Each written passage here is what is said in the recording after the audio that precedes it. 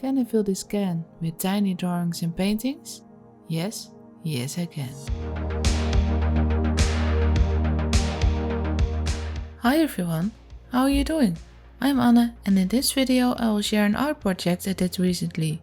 My uncle and aunt celebrated their 30th wedding anniversary and as a gift I engraved this little can and filled it with small illustrations. I printed the text on regular printer paper and made sure it was centered. Then I transferred it to the can with carbon paper by tracing the text with a ballpoint pen. After that I grabbed my small engraving pen with a diamond bit and just started. It was a bigger project than I thought and it took me way more time than I expected. I ended up with 15 different illustrations, so I decided to split this project up into 4 different videos. I was a little bit afraid to mess up the engraving part. I ordered 3 of the same cans, but 2 of them came slightly damaged in the mail, so I had one chance to do it, otherwise I couldn't make it in time, but it turns out okay in the end. I still remember their wedding. I was 3 years old then, almost 4, and I remember my uncle stepping on my aunt's wedding dress quite frequently that day.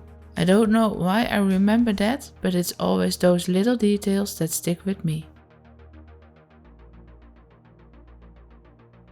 I made a template for the illustrations so they would fit into the can. It's 5.5 by 9 cm, that's about 2 by 3.5 inch. I wanted to use different kinds of paper. For the first one I used lightly speckled and light grey sketching paper. I used it before in another video when I made the sparrow with graphite. This time I decided to draw some poppy heads with the dip pen and sepia ink. I see them at a slightly different angle than the camera, so the drawing looks a bit different than you see the poppy heads in the video. It's not my intention to make this into a tutorial, but I can do that later in another video, so I can go more in depth about the materials and the techniques.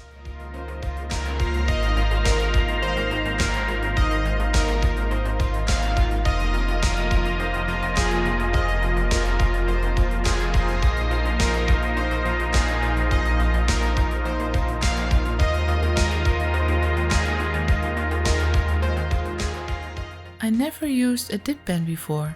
I really enjoy working with it and I used it in several illustrations. I was surprised with how much I could draw before I had to dip the pen back into the ink. It really goes a long way. I found the dip pen a while ago at a thrift store for only €1.50, so I had to buy it. The ink I bought at our local art store, and other than scribbling a bit to dry it out, I didn't use the pen and ink in an illustration before. This whole project is, besides a gift, also a little selfish, I have to admit. Because I just wanted to draw some random things and try out some new art mediums and techniques as well. This project was a good opportunity for that. My aunt is very creative.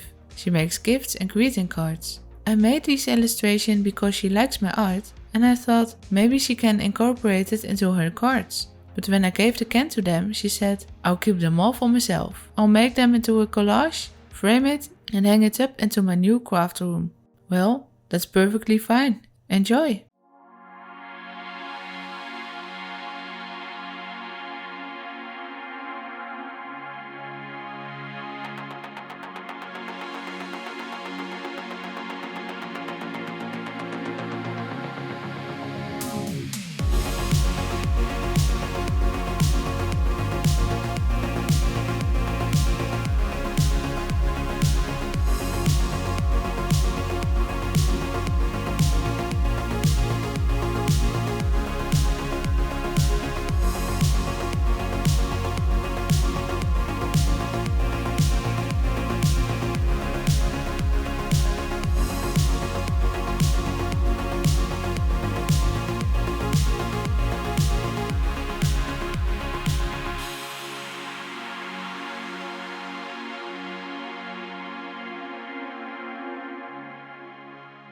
When the pen application was done, I decided to do a bit ink wash on top in certain areas to soften some transitions a bit. I had to be careful because this paper is very thin and it's meant for sketching, but I limited the amount of water I used to dilute the ink and it went very well actually. I like the combination of the sepia ink and the light grey speckled paper. It has a vintage feel to it.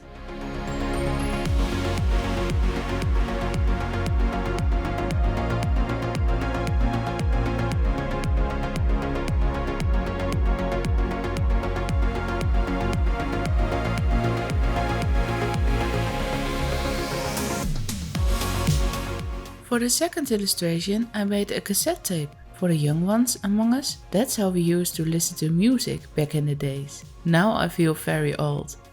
There's a story behind this illustration. Back in the 90s we had a yogurt drink in the Netherlands called Yogo Yogo. They had the craziest TV commercials you can imagine with funny rhymes and a song. My sister and I, along with our cousins, made similar rhymes based on our uncle and aunt and sang them at their wedding. To include that memory in the project, I made a cassette tape and wrote Yogo Yogo on it. To color it in, I used watercolor. In my previous video about painting a bird in acrylics, I mentioned that I had a watercolor set laying around for over a year and never used it because I was afraid of messing it up. But I decided to give it a try and practice with it in this project, and I use it in almost every illustration. I certainly have a lot to learn, especially smooth flat washes and wet in wet, but I enjoyed it very much and I will do it again soon. I didn't want to make the cassette tape black, so I used purple for this illustration. In hindsight, teal was maybe a better choice, or just paints grey, but it's fine. I like the end result. It's a different style than my usual work, but I enjoyed it.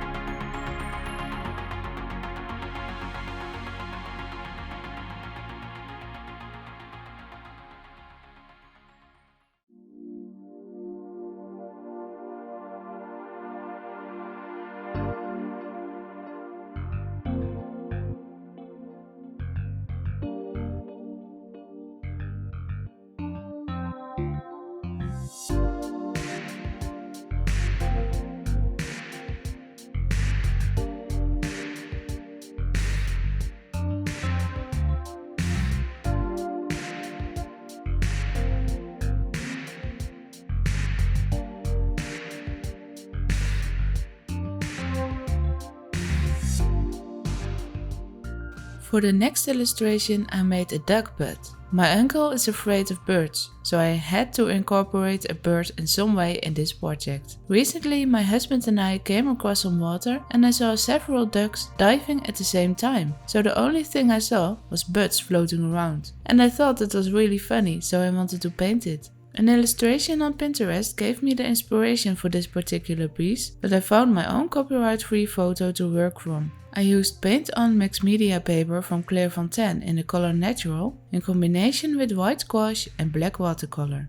This was a very quick one compared with some other illustrations I made. This only took me about an hour to make. That was really nice. The order I show you these paintings is not necessarily the order I painted them in, but because I make this into a multiple part video project, I had to change it up a little bit. For this video I used the more quicker illustrations. It was nice to have a few quick ones as well, because some of them took really long to make. You would think that a small painting like this is quick to make, but that's not always true. You see these images from up close, so you have to pay attention to every little detail, but also you can't include all the details just because it's so small. That are things you have to consider in each new illustration. Maybe I'm just really slow, or maybe it's just a little bit of both.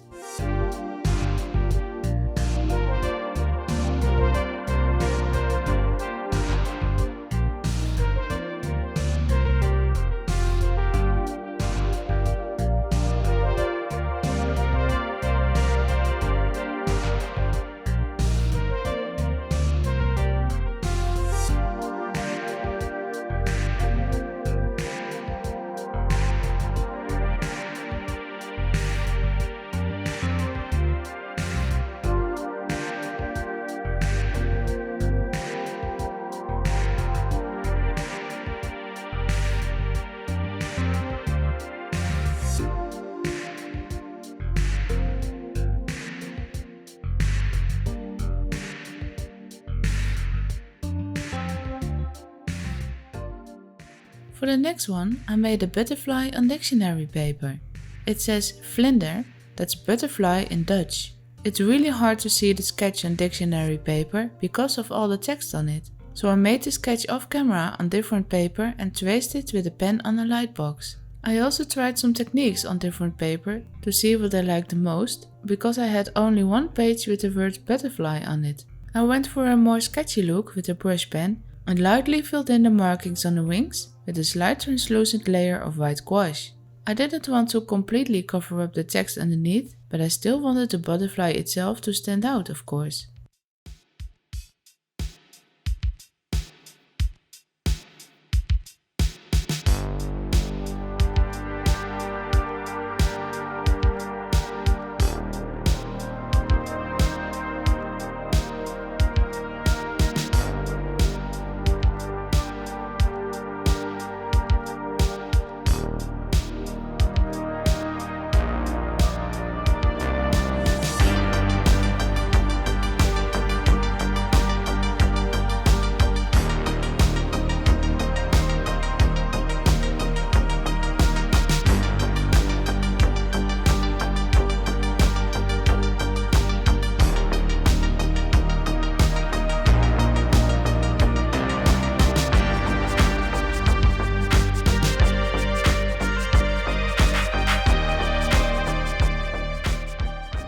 And that was it for part 1.